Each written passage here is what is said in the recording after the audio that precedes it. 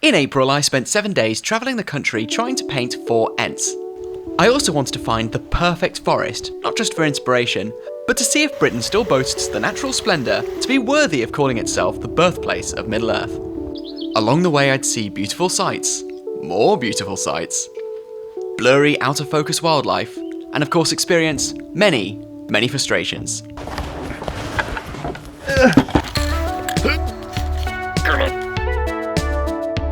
Fuck. It completely drained non-oil. It's gravel and dirt and hair and... So settle in for an Olympic bout of time wasting as we travel to the Peak District in the north-ish of England, the Shropshire Hills in the west of England, and to the Wye Valley in the east of Wales, to paint Ents in the woods.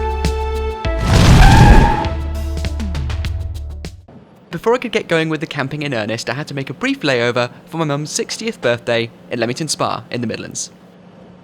However, it turned out to be very cold and windy and kind of unpleasant, so I decided to get the wargaming vibe started by teaching my mum to play Wargroove, the fantasy-orientated spiritual successor to Game Boy Advance's classic, Advanced Wars. Anybody watching that video is going to be bored stiff. Excellent review from my own mum there. That evening, the sun broke through the clouds, and so I went to bed, confident that my week's hobbying was off to a good start.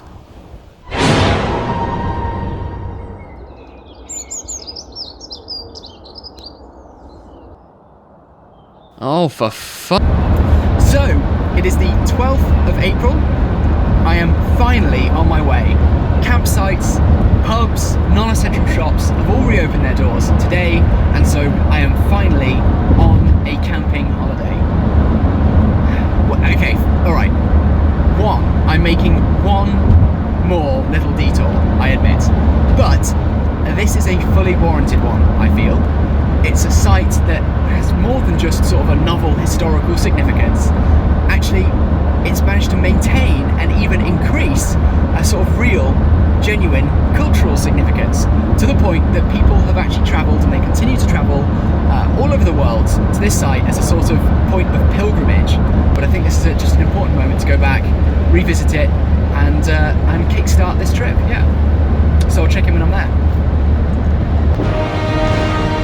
That's right, it's Warhammer World in Nottingham, home of the hobby and a place that I miss very, very dearly. I was just here for the nostalgia, basically. I didn't need to buy anything, I have all the miniatures and supplies I needed with me. And Games Workshop lining up all their Middle-earth miniatures around where I was queuing was not going to change that. It's a cheap ploy, and it won't work. Rohan mounted command. You can't get it from third-party stores. I might as well spend GW prices when I'm at a Games Workshop store, because I'm not going to get it any cheaper. Helmhammer hand, because I think it's the coolest model in the Rohan range. It's an awesome, awesome kit, and I wanted it. And the Defenders of Helm's Deep, because even if you don't play them as the Defenders of Helm's Deep, it's just quite nice to have such a detailed bowman and swordsman model. And also they're just kind of funny. So, I also got some Lumineth Realm Lord dice. I don't play Lumineth Realm Lords. I don't have any, so I don't really know what that was about. Alright, yes, it worked. Obviously it worked. But you try resisting that place, it's just not possible. Anyway, after leaving Nottingham, it was just a half an hour hop or so into the Peak District and Poplar's Farm, my first campsite of the week. Without any more delay, I powered up and got settled in. Now, I just do want to reflect on a little bit of feedback that I am aware of from my first video, which was basically that I'd brought too much stuff. And I guess I'd made myself too comfortable and it made it inauthentic. Sorry, just give us a sec. I have heard those concerns. I think that that's valid, and I really wanted to make this a channel where people have impact on what I'm doing, and they can determine what it is that they want to see out of a channel where we are trying to, make it a challenge to get around the country, see some interesting sites, and complete hobby projects at the same time. So this time, I've basically just stuck to the essentials. I'm just sticking to the basics. Super. Yeah.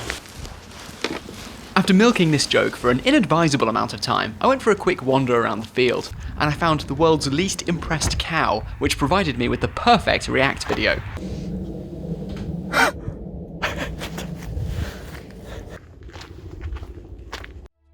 So I'm meant to be going to find food. However, I found a slightly creepy public footpath. I can't really resist. So here we go. What madness drove us in here?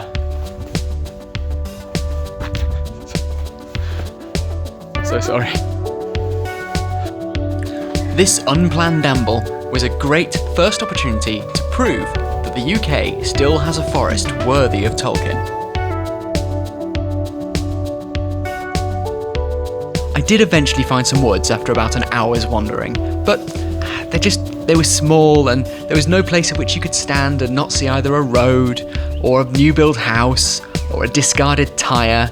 It really just didn't capture the Middle-earth vibe, which was, to be honest, a bit of a relief, because if I'd found the woods on day one, it would have really kind of undermined the whole narrative thrust of this video.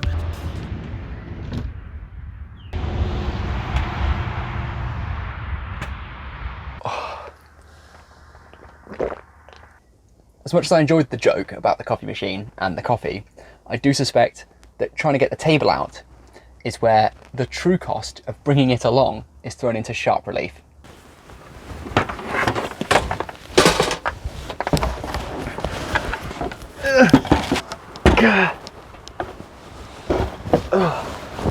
We've got 4 Ents, as we know, and we're going to start with, I think, the main event. It's probably the most significant plastic miniature to come out for Middle-earth battle strategy game in some significant time. Not just because it's massive, because it's a really central character. I also only just remembered that they did Saruman and Gandalf pretty recently whilst I was saying that, and realised I was quite wrong. Inside, we have 2 sprues. So this one appears to be some chunks of wood, but this one has the majority of one of the hobbits, and we don't have the face, so it's hard to say who. We also have the most exceptional beard that's ever going to come in any wargaming kit ever. Distracted by the chickens. It comes in 2 parts, the beard, and it's not far off the length of my, what's that finger called? My pointing finger?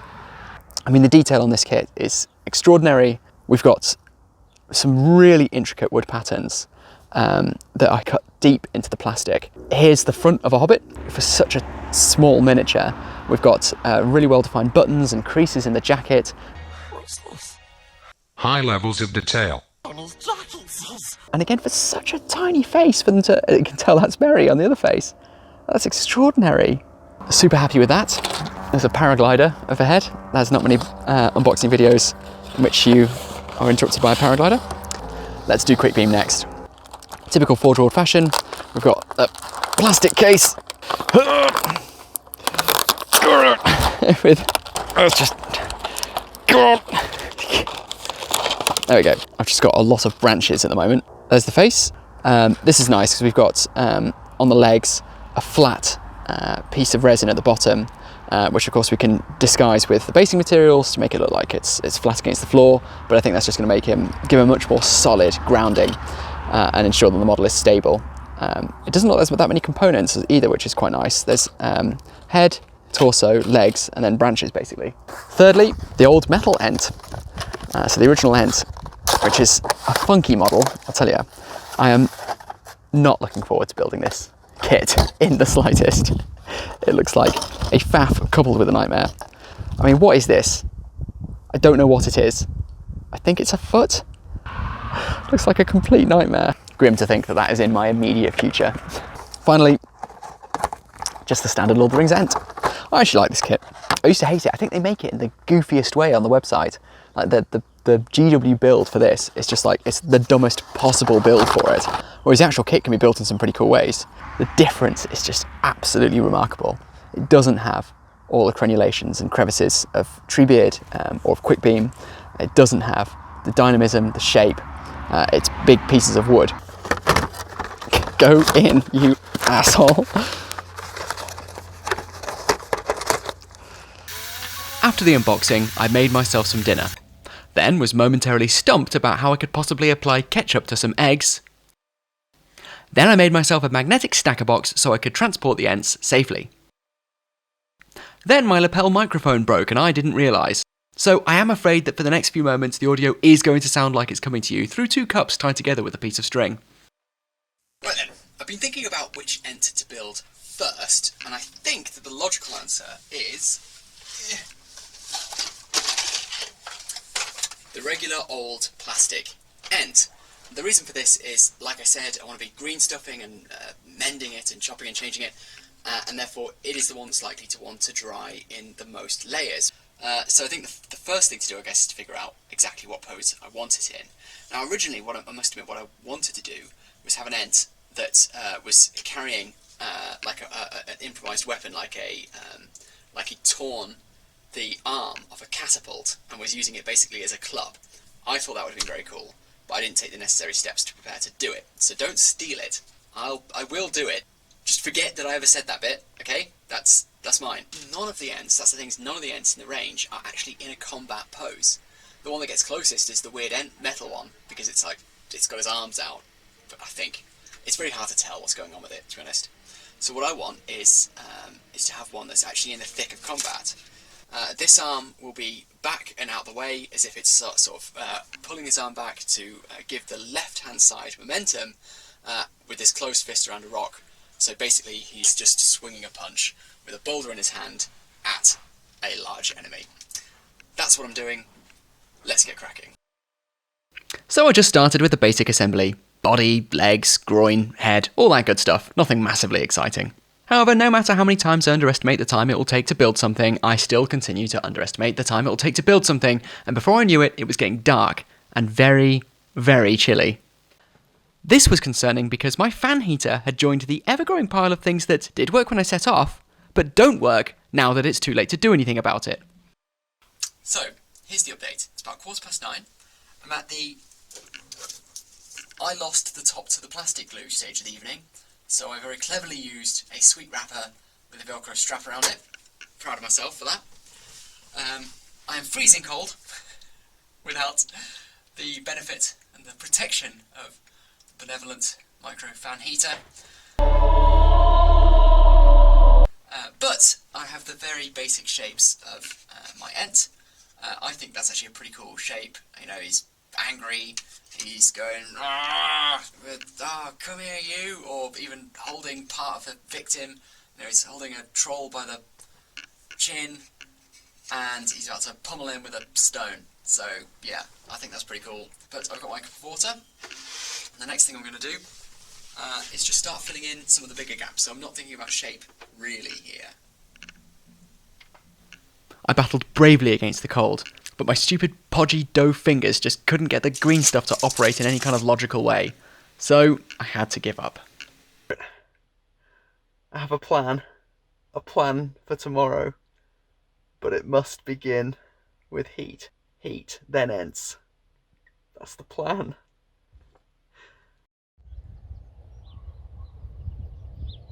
Some of you might be thinking that I was just making a lot of fuss about nothing, but look at this pan I left to soak the night before. It was just a big, round ice cube now, through and through.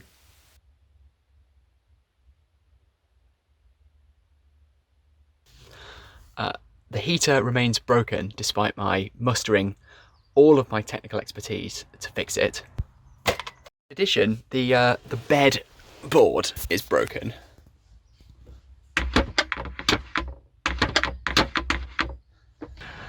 So I want to get that fixed, and I want to get a new heater. Last night was not good, and it meant that I couldn't work into the night, which means I have less than one Ent complete of 4. Before setting off, however, I had to get that one Ent magnetised, so it would sit in the bottom of the case.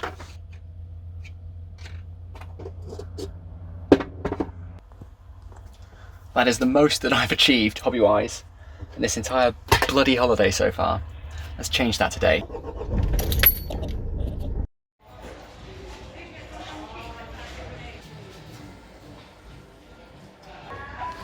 I've identified the polished chrome straight bolt of my dreams. Now I'm just scouting for the heater. It remains elusive. I've been stood here for 5 straight minutes trying to find any reason, any excuse to buy the dinosaur doorstop.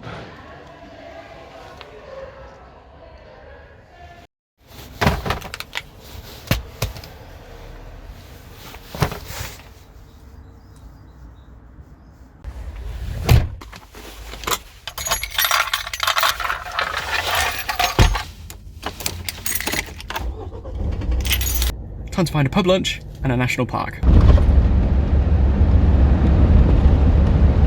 I delved deeper and deeper into the Peak District National Park to find a pub and, more importantly, a forest for the day, which might prove more successful than yesterday's.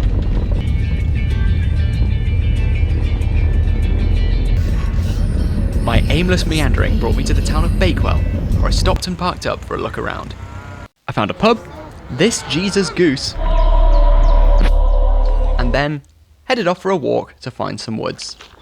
I soon found some woods, but unfortunately there was a stretch of land between me and them that was fenced off on both sides. Getting in would require me to muster all my sneaky skill. I have to stay perfectly still and perfectly quiet.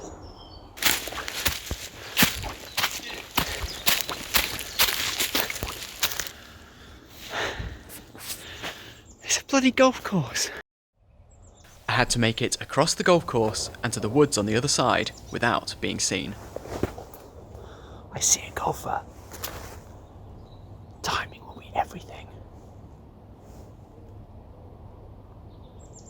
They're walking this way. They're wearing golf trousers. Okay, I always rumbled and I was asked to leave the golf course. So I'm bad at this. Right, I have been accosted by a frustrated golfer. Presumably they just lost out on the handicap or something, I don't know. And I have fallen down a hill near some ramblers. It's certainly one of the most embarrassing moments so far for me this year, or on Battle Camper at least. And that's saying something. So you might be expecting me to give up. But there's a forest there. I refuse to be denied access to the forest. I'm going to give it a second go. I think the problem last time is I tried to be a bit too clever. I tried to be a bit too James Bond. And actually, a less subtle strategy may be called for. Chill.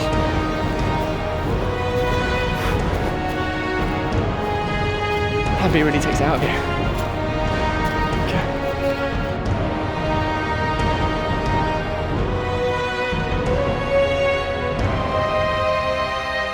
Someone really doesn't want anyone rambling in the woods. Let's see if I can find a way over. I'm in. I'm actually in. I managed not to trip the motion sensors. The hounds have not been released. Woodland.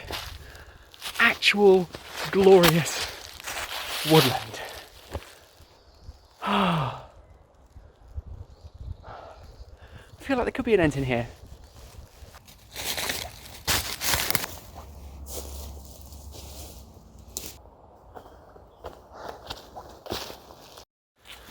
There's a hare up ahead.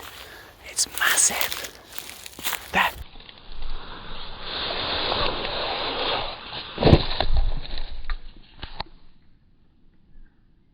Oh great, I only missed that because I accidentally started the camera in selfie mode. So instead of a majestic hare the size of a small dog loping through these beautiful surroundings, you get this. Congratulations.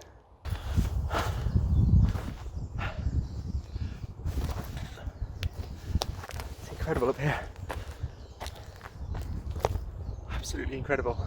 I continued through the woods for about 35 minutes, until eventually the trees began to thin, and I found a solitary wall atop the summit of the hill.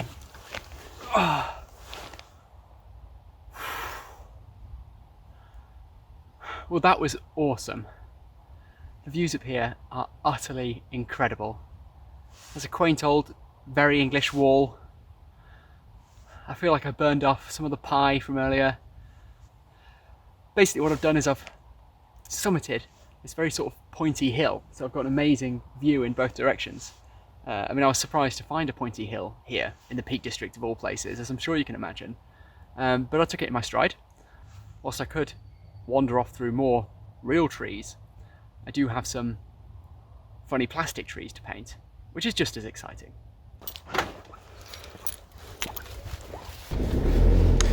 On the way home, I had a chance to think. Well, amongst other things.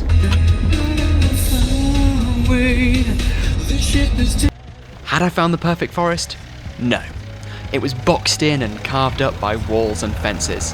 and it contained a dark land full of sinister, vicious, small-minded, pathetic beings, known as a golf course. No offence.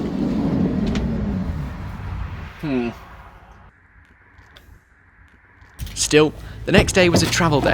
I'd head to the Shropshire Hills, where the search for the perfect forest would continue.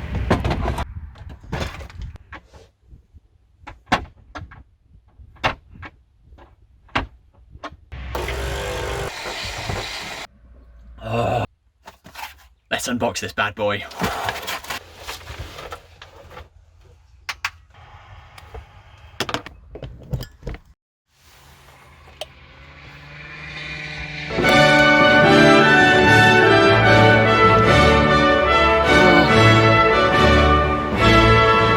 And with the glorious return of the prodigal heater, I was free to crack on. I started by continuing to fill in the big gaps on the custom Ent with green stuff, before deciding to move on to the metal Ent. So, as you can see, it's much darker now. I've had to mess around for quite a long time, trying to get videos off my phone. Perhaps even more concerningly, is my lamp is broken. Okay,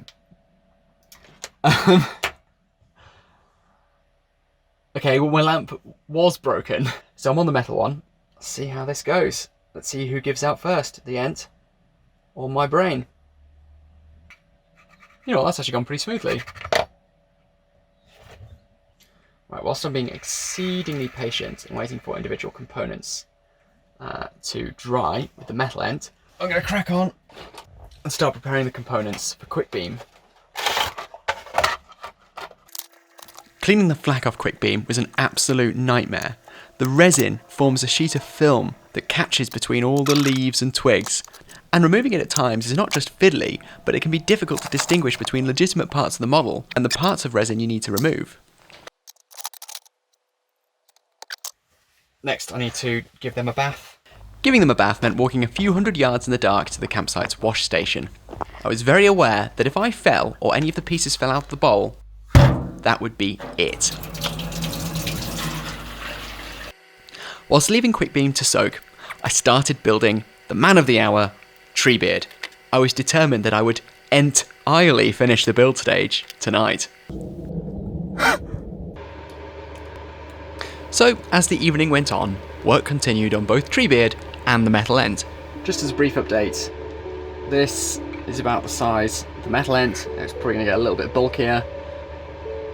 That is Treebeard's leg. That's an arm on the metal Ent.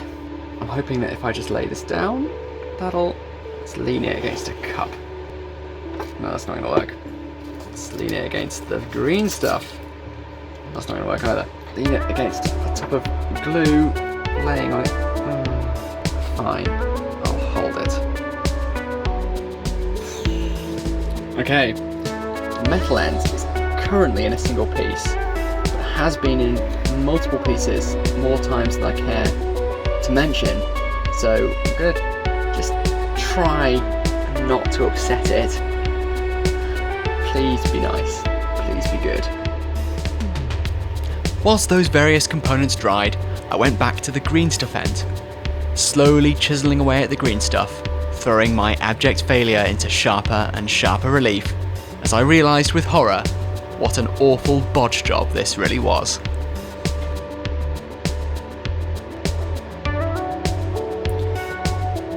Okay, we'll come back to this.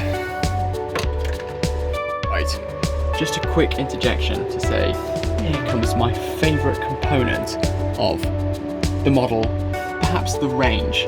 I wonder whether there ever was even a technical reason that they needed to have his moustache and nose separate, or if they were just like, actually, we want a single piece, which is Treebeard's most magnificent moustache and nose conglomeration. So good, so satisfying. And look at that, just utterly excellent.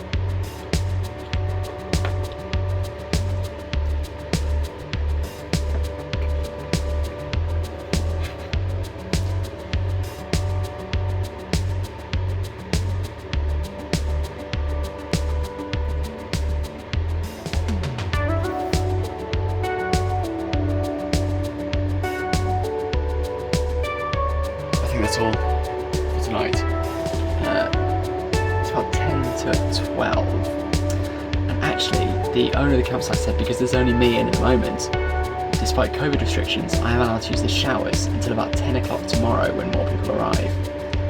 I actually just go and have a midnight shower, which isn't like anything weird.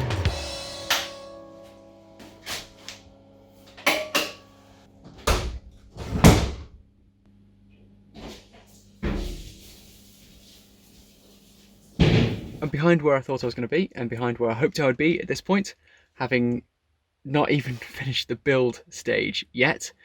I had hoped to have the base colours and the washes on by now, but that's why I've committed more time to that stuff tomorrow. I had a great walk up a hill, I found a forest, I only argued with a single golf man. What more can you ask for? I mean, I suppose you could ask to argue with 0 golf men, but I think we've got to be realistic.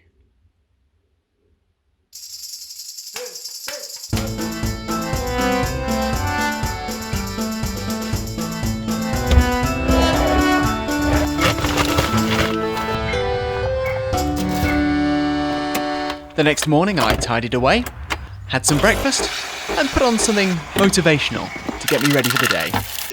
As I'm also going to be making silicon molds of these pieces in next week's video. I've just got a few things to do before I leave the campsite, which needs to be in the next hour. So I've glued the final component onto the metal Ent, and I'm going to leave it there to dry for a bit. I'm then going to file down the feet, as discussed, on Quickbeam, so that he sits flush on his base. Then everyone's getting some magnets, and that's about it really.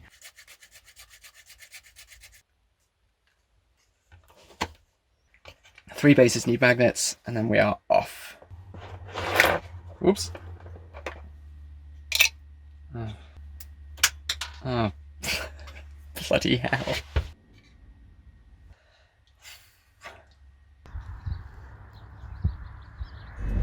The first job of the day was to find somewhere, at long last, to spray up my Ents. Hello. We've arrived in some woods. Well, in a lay-by near some woods. Which is nature's toilet and nature's miniature spray painting area. So I'm now going to pack up my spray painting stick and spray and all the other gubbins and the box of miniatures, and then wander across a main road into a wooded area like the most sus man that ever existed. As I was spraying up, I had the opportunity to reflect on my time in the Peak District. Many academics link Mercia, the old English kingdom in which this area lies, as an inspiration for Rohan. Through its names and language and culture, it seems like a solid bedrock of source material for the Horse Lords. Despite the fact that Tolkien himself actually disagreed, he said that the Rohan were not based on Old English culture. Whatever the truth of the matter, it had been a beautiful place that had distinctly Rohan-y vibes. Although, alas, with there being no real-world Fangorn equivalent, my search for a Tolkien-y forest continued. No sooner had I wrestled the spray paint can lid back onto the spray paint can than I'd realised I hadn't spray painted his head.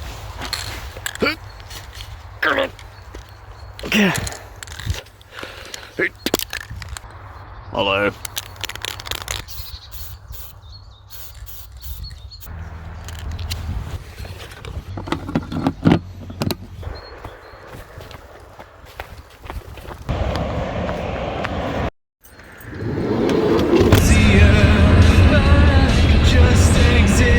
In my excitement at having finished spraying the Ents, I had forgotten one of the realities about camping whilst COVID had campsite amenities closed. The mistake I made was I passed several service stations on the way here, each of which would have had an open public bathroom, and I didn't stop in any of them. Missed opportunity for a civilised poo aside, I arrived in my campsite in the Shropshire Hills, apparently without incident. Well, something's happened. Fuck. Oh, Christ!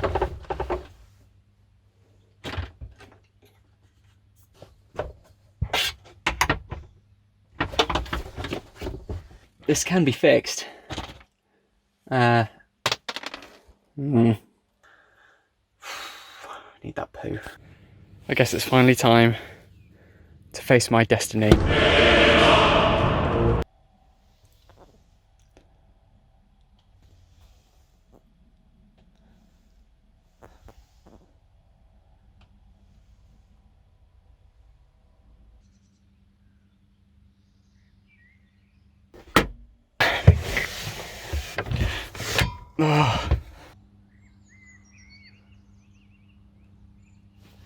It's such a lovely day. I'm going to start by painting outside and basically keep that going as long as I can. The need to aerate the van also had something to do with it. So I started with metal ends, and I must admit I was a complete coward and decided it wasn't going to look that great anyway, so I just slathered on some Skeleton Horde contrast paint to start with. Not that there's anything wrong with contrast, of course, but I did not approach it here out of a pure motive.